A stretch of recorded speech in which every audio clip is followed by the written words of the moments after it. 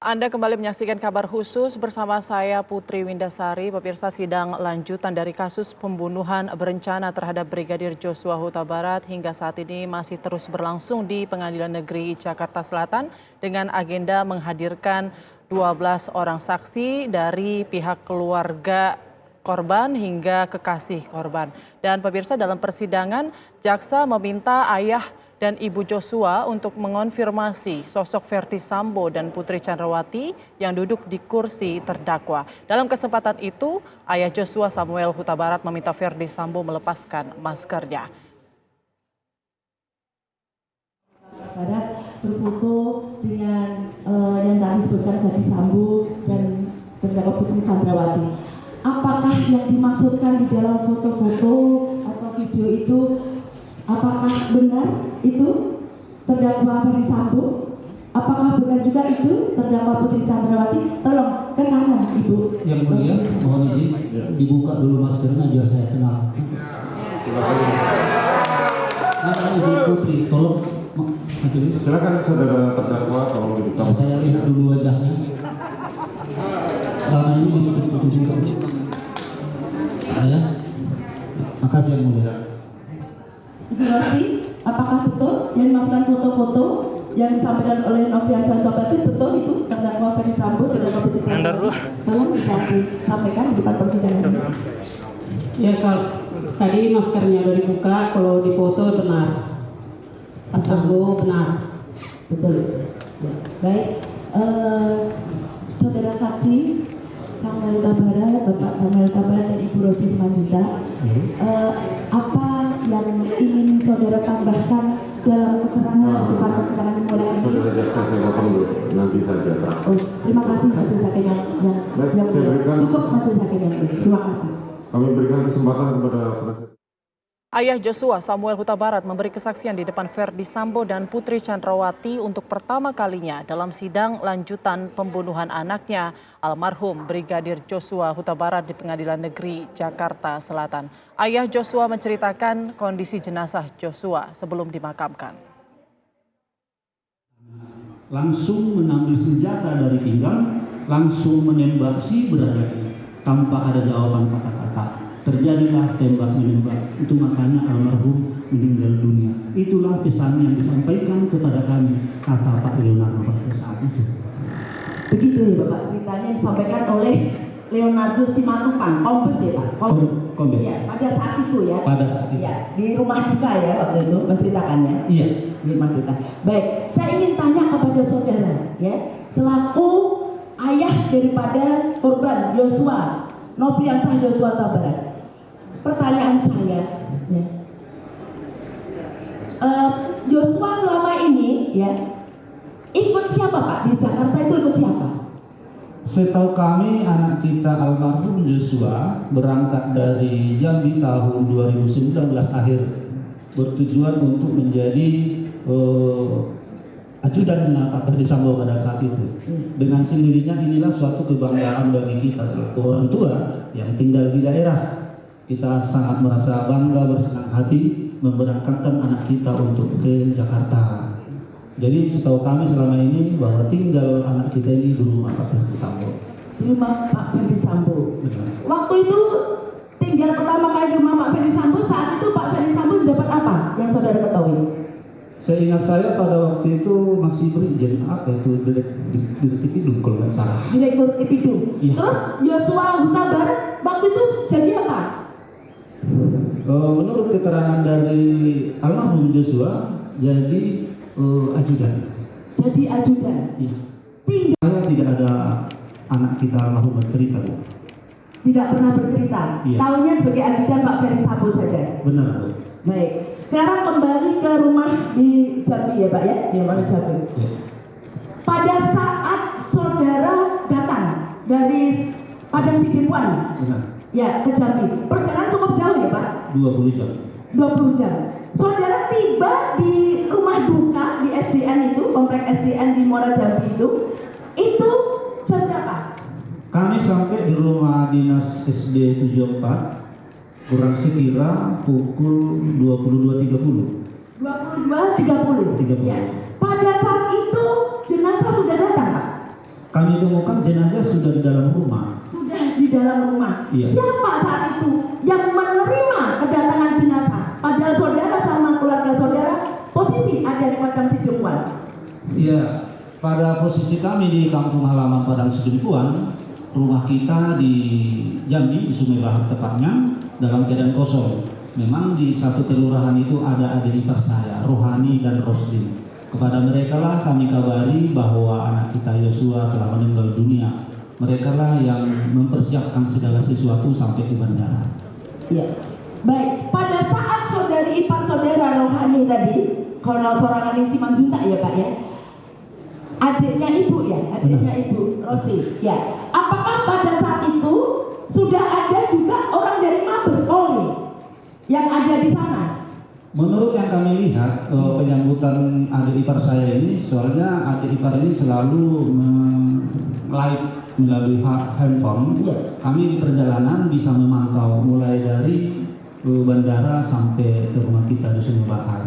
Ya. Jadi yang saya lihat di situ kebanyakan berpakaian sipil. Berpakaian sipil. Iya. Ya. Terus kemudian yang dari Mabes Polri tersebut yang berpakaian sipil itu, ya, apakah ada berita acara untuk serah terima jenazah sebelum saudara datang?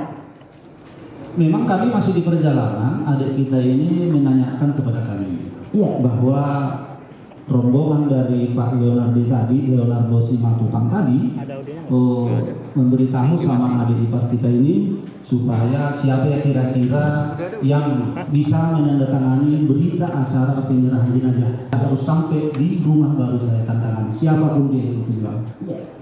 Gitu ya Pak. Jadi pada saat itu belum ditandatangani ya.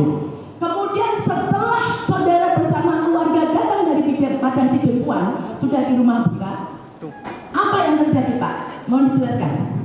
Pada saat kami sampai di rumah kita di Jambi, semua sudah lengkap saya lihat termasuk teratak.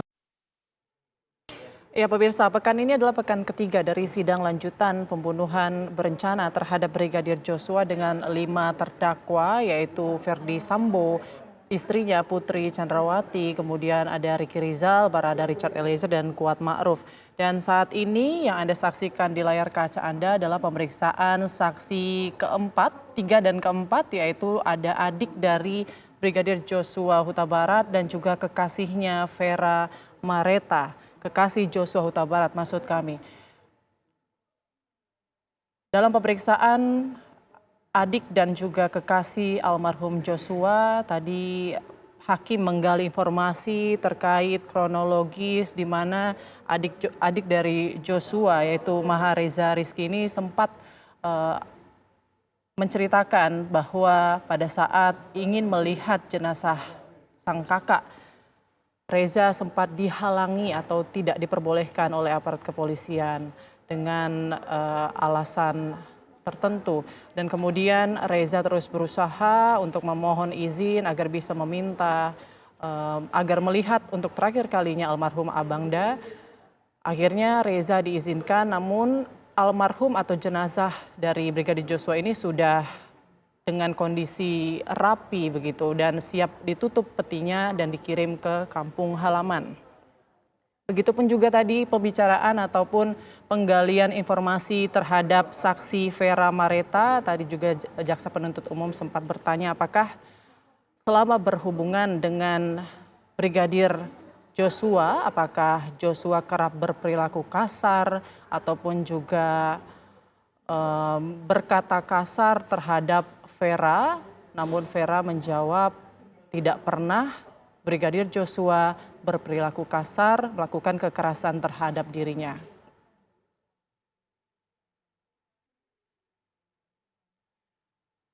Adik dari Brigadir Joshua saat ini sedang berbagi cerita ataupun memberikan keterangan terkait komunikasinya selama ini bersama dengan almarhum Brigadir Joshua selama berada atau bertugas di Jakarta.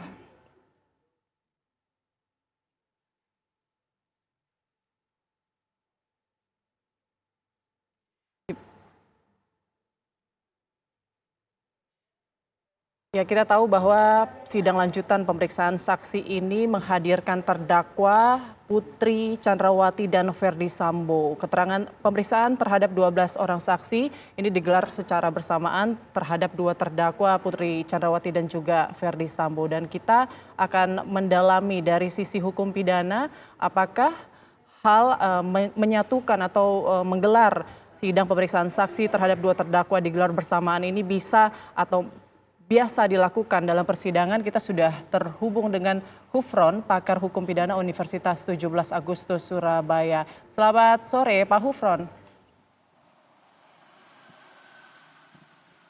Selamat sore Mbak Putri, apa kabar? Baik, alhamdulillah. Gimana Pak, sehat? Apa dengar suara saya dengan baik Mbak Putri? Sangat jelas Pak Hufron. Pak Hufron, hari ini Sehat, alhamdulillah sehat pemeriksaan Mbak Putri. saksi terhadap dua terdakwa digelar secara bersamaan. Bagaimana dari sisi hukum pidana, sah-sah saja atau bagaimana? Ya Mbak Putri, saya ingin mulai dulu bahwa tujuan pemeriksaan dalam perkara pidana itu menurut KUHP untuk mencari kebenaran yang sebenar-benarnya yang dikenal dengan istilah kebenaran material. Kebenaran yang selengkap-lengkapnya yang nanti akan dipakai oleh hakim untuk memutus dengan keyakinannya bahwa apakah terbukti dakwaan jaksa yang menyatakan bahwa ini adalah pembunuhan berencana. Itu satu. Yang kedua tentu kaitan dengan pertanyaan Mbak Putri, proses-proses pemeriksaan itu harus berdasar prinsip yang disebut due process of law.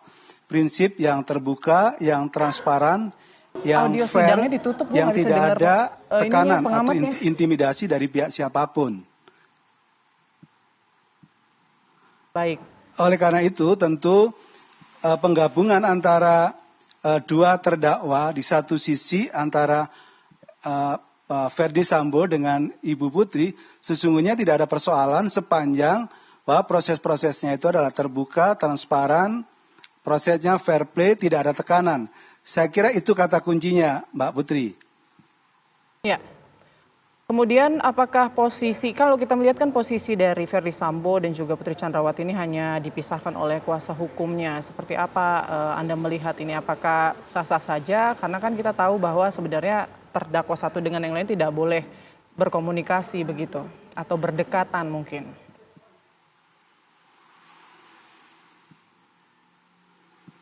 Ya, tadi saya lihat antara posisi Pak Ferdy Sambo dengan Ibu Putri, posisinya agak berjauhan itu saya lihat di televisi. Jadi kalau menurut saya tidak ada persoalan gitu. Kadang juga dalam prakteknya di peradilan, pemeriksaan saksi itu kan satu persatu, one by one. Tapi faktanya sepanjang disepakati oleh para pihak, bisa saja kemudian mereka diperiksa secara bersamaan gitu. Ya. Termasuk dalam konteks kasus ini sepanjang kemudian disepakati antara jaksa di satu sisi, penasihat hukum, dan hakim menawarkan itu menurut saya tidak ada persoalan. Sepanjang proses-prosesnya yang saya sebut tadi terbuka, transparan, tanpa tekanan, dan itu fair play gitu Mbak Putri. Baik. Ini kita sudah mendengar keterangan 12 saksi ini kan sebenarnya pada pekan lalu juga ya Pak Hufron ya, pada saat sidang terdakwa Barada Richard Eliezer, dan kali ini di pekan ketiga pun 12 orang saksi dari keluarga Brigadir Joshua ini sama dihadirkan kembali.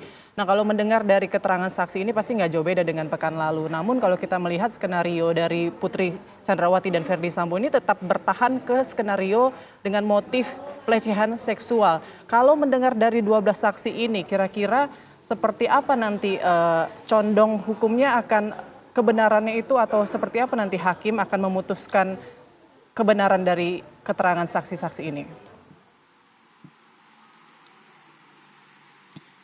Mbak Putri, kalau menurut saya tentu pengajuan 12 saksi terutama dari keluarga korban itu dimaksudkan untuk mengetahui sebab-sebab atau motif kenapa pembunuhan itu sampai terjadi gitu.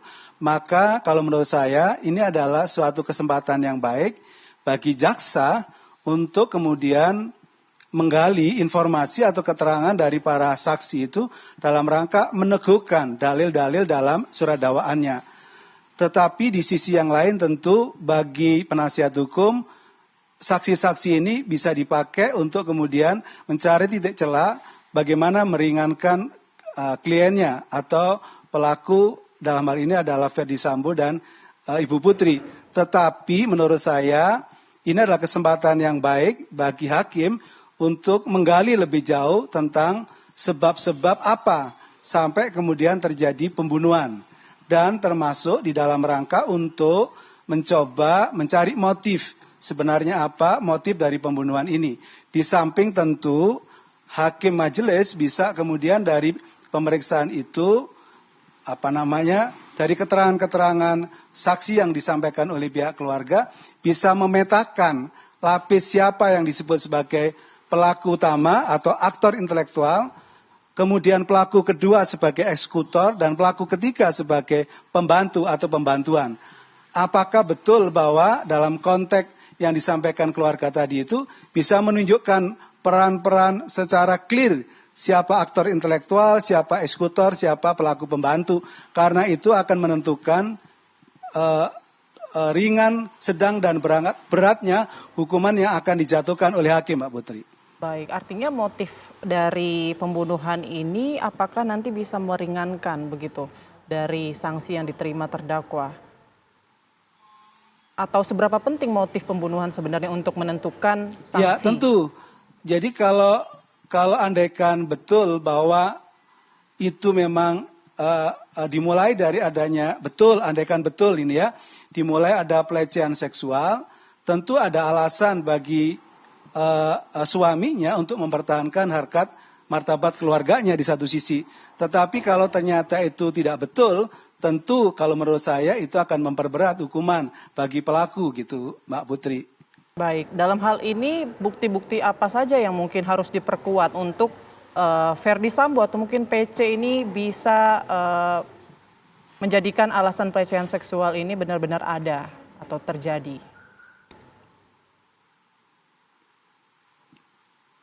Ya tentu, kalau menurut saya selain cerita yang kemudian barangkali bisa digali dari keluarga korban, terutama dari saksi pacarnya Yosua Huta Barat, si Vera itu, mestinya itu yang digali lebih jauh. Kenapa kemudian dia hendak memutuskan hubungan pacarnya itu, kenapa? Itu yang harus digali lebih jauh, di samping informasi keluarga yang lain. Tentu juga ini memang merupakan sebuah puzzle, tidak bisa bahwa pemeriksaan saksi hari ini itu cukup utuh menggambarkan soal peristiwa yang diduga pembunuhan berencana. Tentu hasil pemeriksaan dengan Eliezer, nanti juga pemeriksaan dengan Ma'ruf Kuat, dan pemeriksaan dengan Rizky Rizal, itu nanti akan menjadi satu kesatuan untuk membuktikan apakah betul bahwa memang peristiwa ini didahului atau dipicu oleh adanya apa yang disebut sebagai pelecehan seksual gitu. Baik. Pak Hufron, hari ini kita baru mendengar untuk pertama kalinya mungkin Pak Verdi Sambo ini atau Verdi Sambo ini meminta maaf langsung kepada orang tua dari Brigadir J, begitu juga dengan Putri Chandrawati. Namun sebelum-sebelumnya kita tidak pernah mendengar ucapan permohonan maaf tersebut. Apakah sepertinya ini ada upaya untuk berperilaku atau berkelakuan baik? Apakah memang berkelakuan baik ini menjadi pertimbangan hakim juga dalam sebuah persidangan, atau seperti apa yang mungkin bisa meringankan terdakwa? Mbak Putri, biasanya itu dalam tuntutan jaksa atau requisitur jaksa itu ada hal yang disebut hal-hal memberatkan dan hal-hal meringankan gitu. Ya tentu kalau menurut saya salah satu hal-hal yang meringankan antara lain kalau dia itu adalah berlaku baik, kemudian dia tidak berbelit-belit memberikan keterangan, kemudian dia jujur, dia terbuka, tidak mempersulit persidangan, termasuk tentu kalau menurut saya adalah meminta maaf kepada keluarga korban. Itu adalah salah satu dari sekian komponen yang bisa dijadikan alasan untuk meringankan tuntutan gitu. Termasuk dalam konteks meringankan putusan, meringankan pidananya, begitu Mbak Putri. Baik.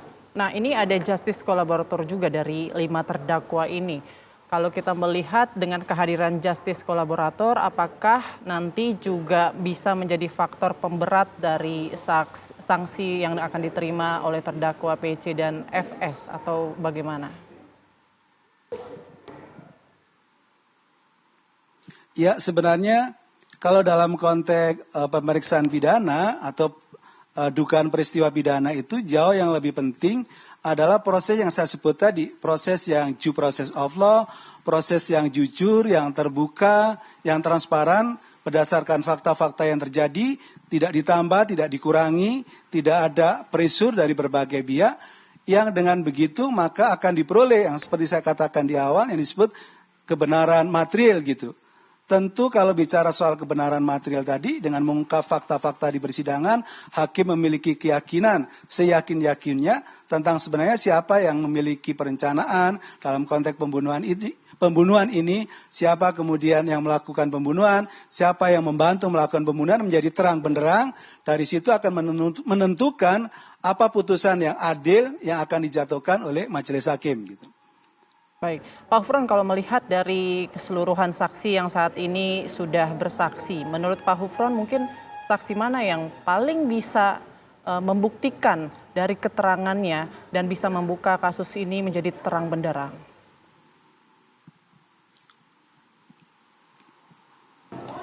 Tentu kalau menurut saya ini saksi dari pihak keluarga korban mungkin akan lebih membuka tentang motif kenapa sampai terjadi apa yang disebut sebagai pembunuhan ini gitu. Jadi lebih ke motif atau sebab-sebab kenapa sampai terjadi pembunuhan. Jadi lebih ke soal sebab. Karena apa? Karena nanti berkaitan dengan persoalan siapa berperan apa, itu tentu tidak keluarga. Tentu adalah mereka Eliezer, kemudian Rizal Riki, Ma'ruf Kuat, dan seterusnya itu yang akan menurut saya berkontribusi memberikan kejelasan tentang peristiwa ini, motifnya apa di satu sisi, kemudian bagaimana peristiwa pidana pembunuhan itu terjadi atau berlangsung. Jadi ini kalau menurut saya, Mbak Putri, ini tidak bisa kemudian dari pemeriksaan saksi hari ini itu kemudian bisa menggambarkan soal peristiwa pembunuhannya. Tetapi mungkin perlu digali lebih ke soal tadi, sebab atau motif atau peristiwa yang melatar belakangi kenapa sampai terjadi pembunuhan. Tetapi nanti persoalan bagaimana peristiwa pembunuhan itu sendiri terjadi, maka menjadi kata kuncinya adalah di satu sisi adalah Eliezer, Rizka Rizal, Ma'ruf Kuat, dan barangkali ART yang kemudian mengetahui proses peristiwa itu, termasuk nanti keterangan Bu Putri, apakah dia akan memberikan keterangan yang jujur, yang terbuka, yang transparan itu di samping keterangan Ferdi Sambo gitu, Mbak Putri. Baik Pak Hufron, selaku pakar hukum pidana, nanti kita akan lanjutkan kembali ya perbincangan kita selepas jeda berikut ini. Kabar khusus masih akan kembali sesaat lagi, tetaplah bersama kami pemirsa.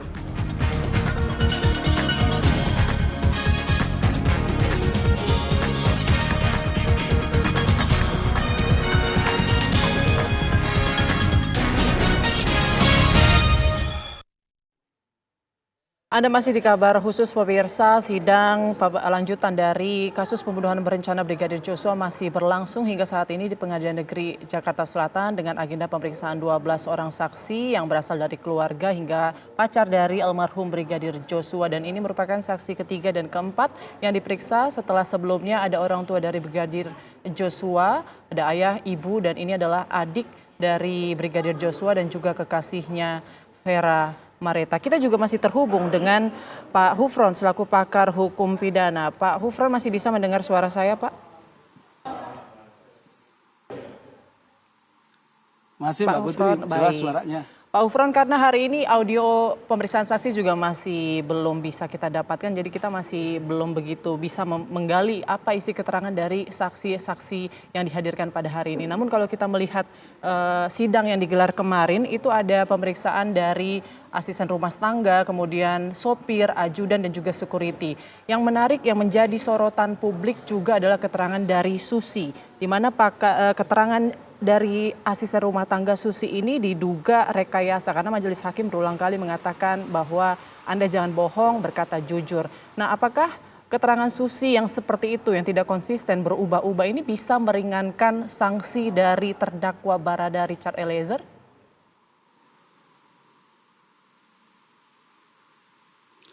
Ya, kalau menurut saya kenapa saya katakan bahwa sebenarnya saksi-saksi ini harus cukup membantu memberikan keterangan secara terbuka, secara konsisten dalam rangka untuk mengungkap kebenaran material tadi gitu.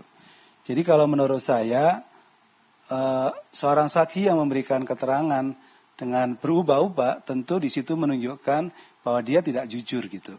Maka keterangan yang kemudian diberikan oleh saksi yang berubah-ubah yang tidak jujur itu sesungguhnya akan kemudian memberikan kontribusi yang lemah dalam konteks untuk mengungkap kebenaran material gitu.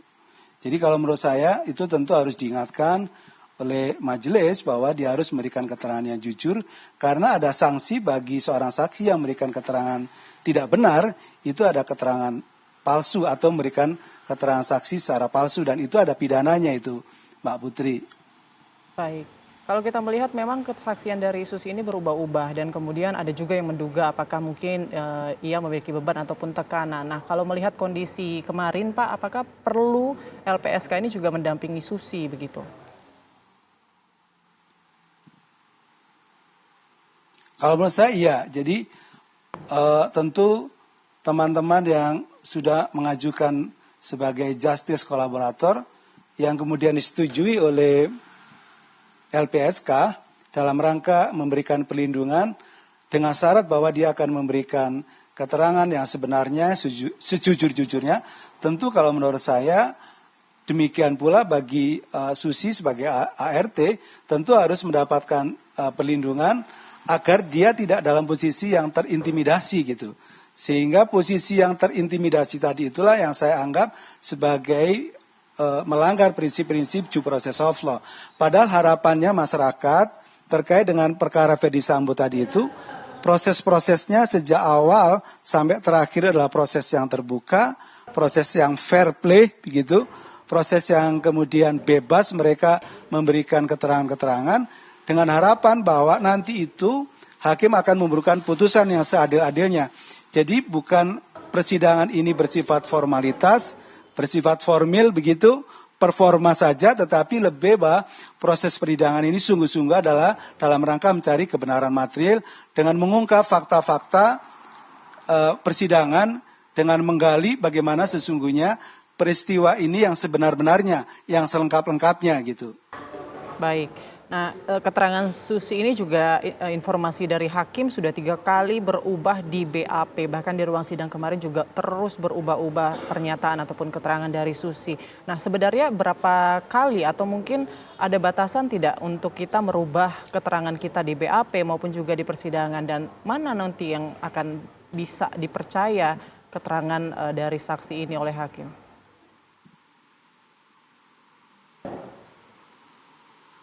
Ya, Mbak Putri sebenarnya tidak ada batasan berapa kali dia harus menganulir atau merubah keterangan-keterangannya. Tetapi sebenarnya yang perlu kita inginkan adalah bahwa keterangannya itu diberikan secara terbuka, tidak boleh ada apa yang disebut sebagai intimidasi dari pihak siapapun. Maka perlu pihak LPSK melindungi posisi Susi tadi itu dalam rangka agar dia tidak memiliki kekhawatiran, ketakutan yang berlebihan. Bahkan kalau menurut saya dalam kasus ini Susi perlu diuji yang disebut sebagai uji kebohongan atau lie detector kalau menurut saya. Sehingga dari situ maka bisa diketahui apakah keterangan Susi ART itu adalah keterangan yang diberikan dengan penuh kebohongan atau sebaliknya keterangan itu karena dalam posisi under pressure gitu. Baik. Maka kalau menurut saya kalau ditanya mana keterangan yang dipakai adalah tentu keterangan yang terakhir diberikan oleh seorang saksi gitu Mbak Putri. Baik, untuk LPSK sendiri apakah harus melalui pengajuan atau memang sudah secara otomatis aja LPSK kemudian akan mendampingi atau seperti apa biasanya?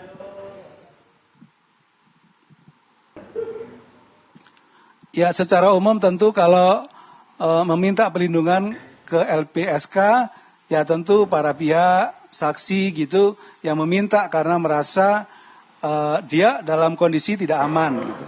Maka perlu mengajukan perlindungan kepada LPSK. Atau di sisi lain LPSK bisa bertemu dengan Susi untuk kemudian menawarkan apakah memang perlu perlindungan. apakah memang hidupnya ini merasa dalam intaian apa kemudian dalam intimidasi oleh pihak lain begitu. Maka kalau ini bisa dilakukan, bahkan kemudian bisa membantu kalau ada proses kejiwaan yang dipandang instabil, bisa saja kemudian melalui LPSK membantu dalam konteks memberikan rehabilitasi dalam konteks kondisi kejiwaan yang tidak stabil itu gitu Mbak Putri. Baik, kemudian juga ada yang menarik kemarin hakim mengatakan atau hakim menyoroti soal ajudan dari Putri Chandrawati semuanya laki-laki. Itu adalah pertanyaan yang dilontarkan untuk saksi Susi begitu. Dan Susi mengiyakan bahwa tidak ada ajudan Putri Chandrawati yang perempuan, semuanya laki-laki. Nah, apa makna di balik pertanyaan ataupun sorotan dari hakim terkait ajudan Putri Chandrawati ini semua laki-laki? Bagaimana Pak Hufran melihatnya, apa makna di balik itu? Ya Mbak Putri, jadi kalau pada umumnya ajudan seorang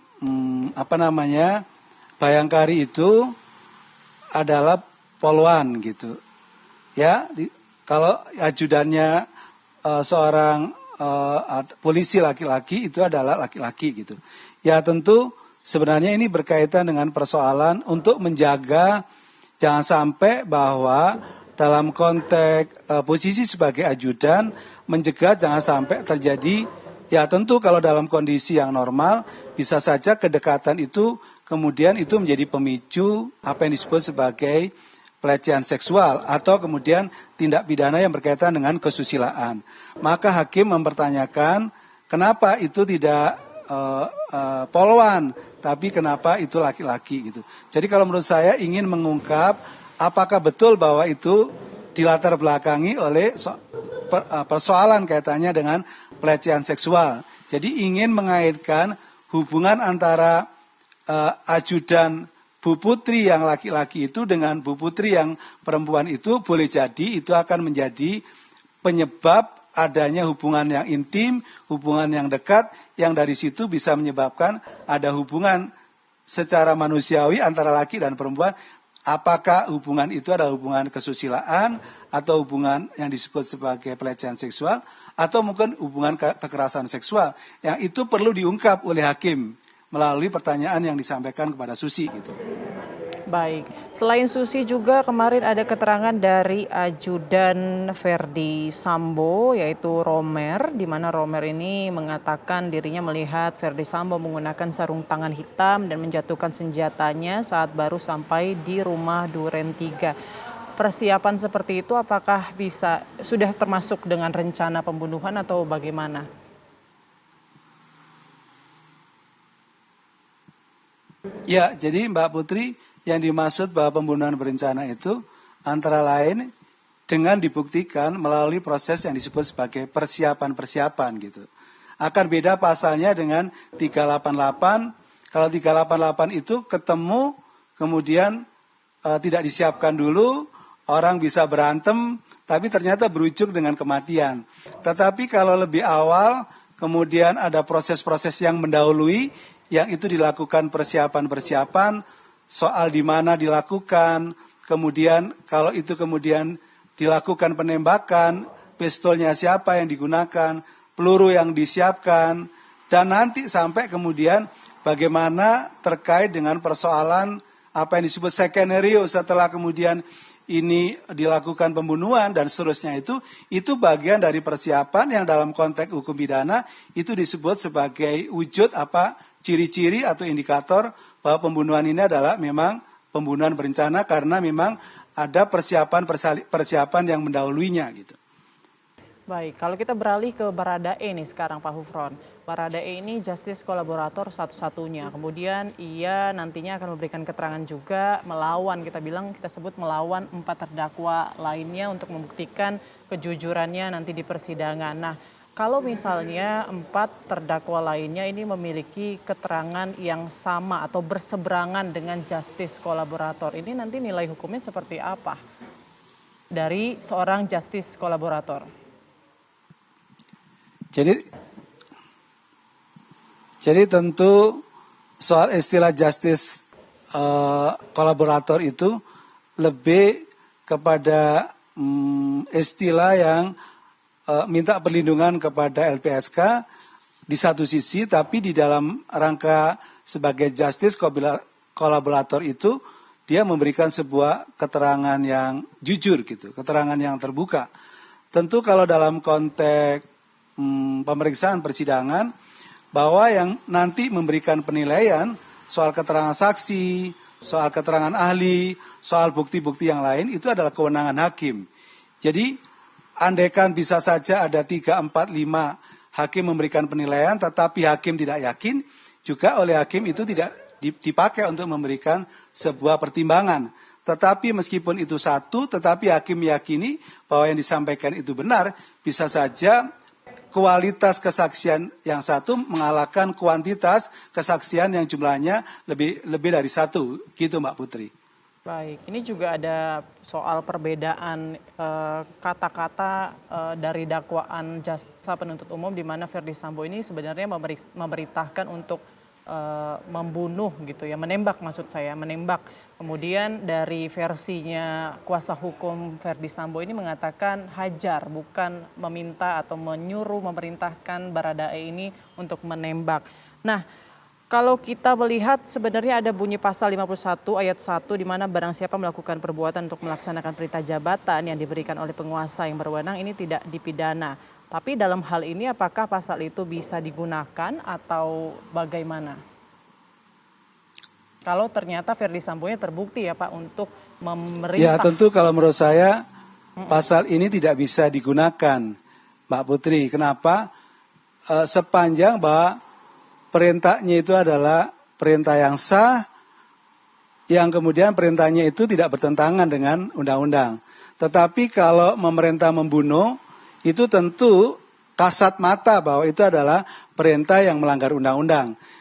Kecuali yang bersangkutan itu lebih dahulu tidak mengetahui bahwa perintah itu adalah melanggar undang-undang. Tetapi dalam kasus ini tentu secara kasat mata, secara gampang perintahnya membunuh gitu. Kalau pemerintahnya membunuh ya tentu kalau menurut saya adalah perintah yang tidak sah. Yang di pasal 51 itu adalah dia tidak dapat dipidana karena mendapatkan perintah dari atasan dalam rangka perintah itu berdasarkan undang-undang gitu Mbak Putri.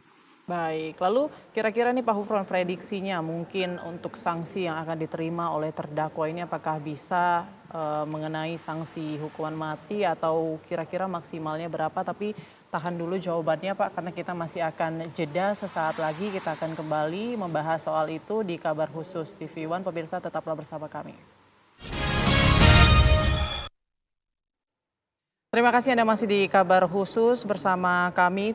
Pemirsa, saat ini masih terhubung kita dengan pakar hukum pidana, ada Pak Hufron. Pak Hufron, ini tampaknya di layar kaca ini sidang sedang jeda terlebih dahulu. Kita melihat bahwa kesaksian dari adik Brigadir Joshua yaitu Mahareza Rizky dan juga kekasih Joshua Vera Mareta ini sepertinya sudah selesai dilakukan, artinya 4 saksi hari ini atas terdakwa Putri Chandrawati dan Verdi Sambo ini sudah selesai memberikan kesaksiannya, artinya masih ada 8 saksi lagi yang nantinya akan dihadirkan di Pengadilan Negeri Jakarta Selatan untuk memberikan kesaksiannya, diantaranya dari keluarga, ada kakak, ada adik maksud kami, kemudian juga ada dari kuasa hukum Brigadir Joshua yaitu Kamarudin Simanjuntak. Baik, sambil menunggu sidang kembali digelar, kita lanjutkan perbincangan kita dengan Pak Hufron, selaku pakar hukum pidana. Pak Hufron, tadi di persidangan Pak Hufron kita mendengar bahwa terdakwa Verdi Sambo ini meminta maaf di hadapan orang tua Brigadir Joshua. Dia mengatakan siap bertanggung jawab atas perbuatannya. Nah, kalau misalnya selaku pakar hukum memprediksi kira-kira hukuman maksimal apa yang nanti akan diterima Verdi Sambo, Pak Hufron sendiri melihatnya seperti apa? Karena Verdi Sambo ini tidak hanya kasus pembunuhan berencana, namun ada juga kasus perintangan penyidikan, Pak.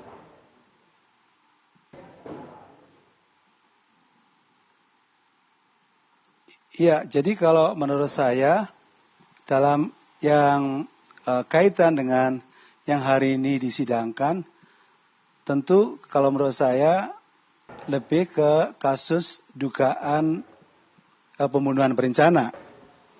Oleh karena itu, kalau kemudian pertanyaannya adalah kira-kira apa vonis yang akan dijatuhkan oleh hakim terhadap Ferdy Sambo, apakah hukuman mati kah atau hukuman Seumur 20 hidup. tahun penjara?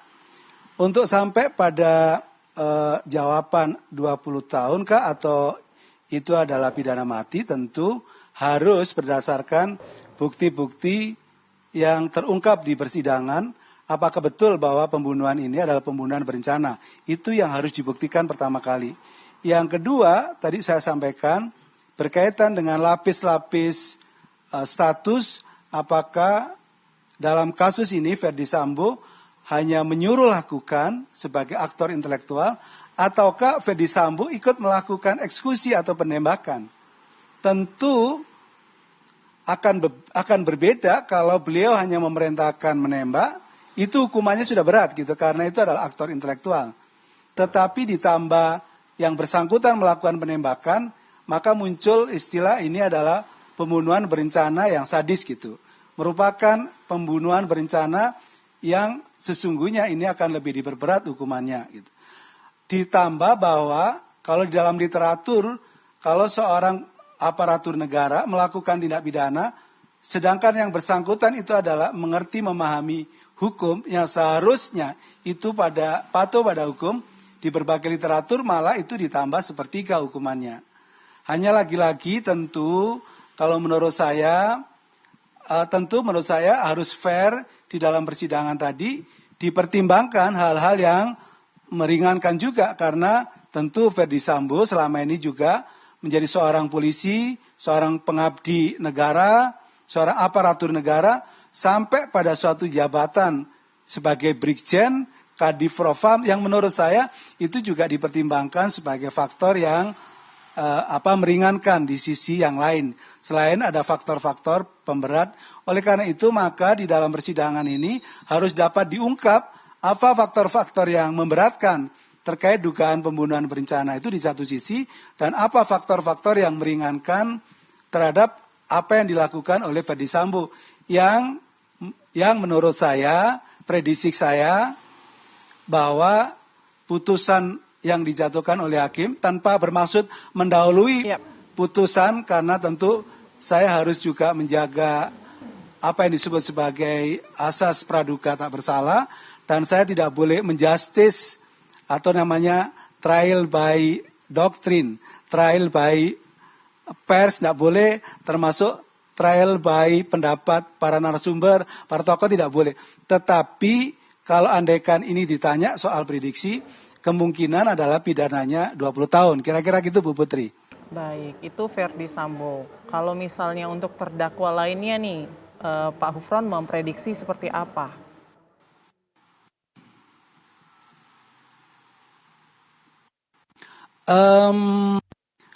Tentu lagi-lagi sebenarnya kalau, mohon maaf nih, kalau ini masih proses pemeriksaan persidangan, belum selesai secara keseluruhan gitu. Sebenarnya tentu kita tidak boleh mendahului sebenarnya ya. Dalam konteks asas praduga tak bersalah, ini adalah kita ini terlalu dini sebenarnya untuk membicarakan soal kira-kira apa putusannya. Kecuali kalau pemeriksaan sudah selesai ya, pemeriksaan saksi yang diajukan juga dari pihak oleh jaksa. Tentu nanti ada saksi yang diajukan dari pihak dakwa yang diajukan lewat penasihat hukum, atau mungkin juga saksi ahli, baik yang diajukan oleh terdakwa maupun yang diajukan oleh penasihat hukum maupun yang diajukan oleh jaksa gitu. Dari keseluruhan rangkaian saksi, pemeriksaan bukti, pemeriksaan ahli dan alat tadi, hakim baru bisa menyimpulkan soal apakah peristiwa ini unsur-unsur pidananya terbukti atau tidak terbukti, baru nanti akan dipertimbangkan hal-hal yang meringankan atau hal yang memberatkan. Oleh karena itu pertanyaan Mbak Putri menurut saya terlampau dini, tetapi lagi-lagi kalau kita ingin secara teori memang harus jelas dulu posisi kedudukan masing-masing. Umpama begini, kira-kira bagaimana dengan putusan terhadap Bu Putri Cindrawati, apakah sama dengan Pak Ferdi Sambo? Ya tentu harus diuji, dicek, Baik. apakah memang Ibu Putri dan Pak Ferdi Sambo itu adalah sama-sama memerintahkan kepada pelaku lain untuk melakukan eksekusi atau pembunuhan. Kalau dia sama pada posisi level itu, ya tentu bisa saja hukumannya sama dengan Ferdi Sambo. Tapi kalau ternyata Bu Putri tidak menghendaki, tidak menyuruh pada pelaku di bawahnya, ya tentu bisa saja berbeda gitu. Tetapi secara teori, antara aktor intelektual, orang yang menyuruh lakukan, dengan orang disuruh melakukan atau yang disebut sebagai with locker itu biasanya hukumannya lebih rendah karena mereka adalah orang yang diperintah. Baik. Kira-kira begitu, Mbak Putri. Baik, terutama justice kolaborator juga ya, kalau terbukti nanti keterangan-keterangan saksi, kemudian ia bisa membuktikan kejujurannya, kemungkinan sudah pasti akan diringankan hukumannya, begitu ya Pak Hufron? Baik, Pak Hufron, kita harus jeda terlebih dahulu. Betul. Karena memang ya, kabar khusus masih akan kembali sesaat lagi, tetaplah bersama kami.